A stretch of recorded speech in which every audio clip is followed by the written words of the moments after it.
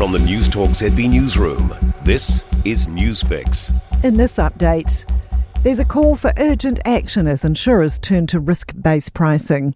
A new report from the Helen Clark Foundation suggests we need a better public backstop, starting with subsidies, much like winter energy payments. It also calls for a decision around how much is too much for households to pay. Report author Carly Mercer says low-income communities will be disproportionately affected if nothing changes. I'm especially worried about those communities that are bearing the brunt of climate change in terms of regular flooding, but also quite low income and unable to pay for things like flood walls. Clean-ups are underway as the West Coast recovers from a deluge of rain.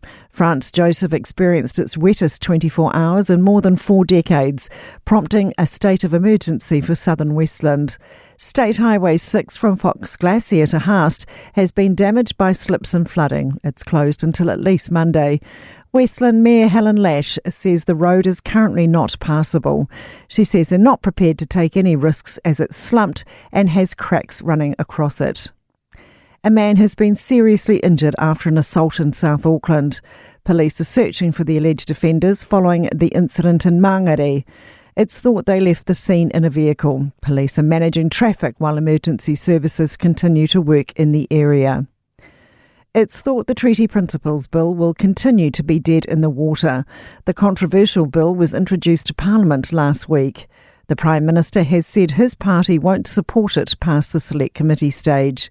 Herald political reporter Adam Pearce says the Prime Minister won't even be in the country for its first reading this week.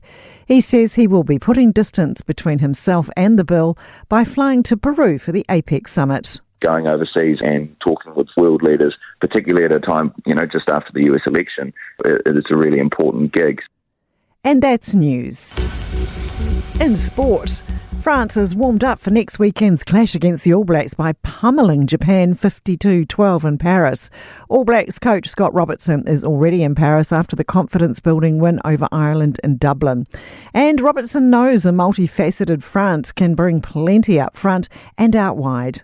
A lot of how Fabien Gaultier plays, he's really clear on the structure, and he's got a great kick game. They've got a great ability to keep the ball alive, and they've got a big forward pack.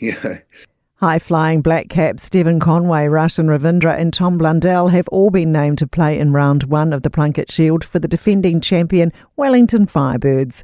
Shortly after returning home from the famous 3-0 sweep in India, the trio will face Auckland at the Basin Reserve starting tomorrow in preparation for the upcoming home test series against England.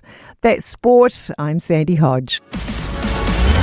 For more news, listen to Newstalk ZB live on iHeartRadio.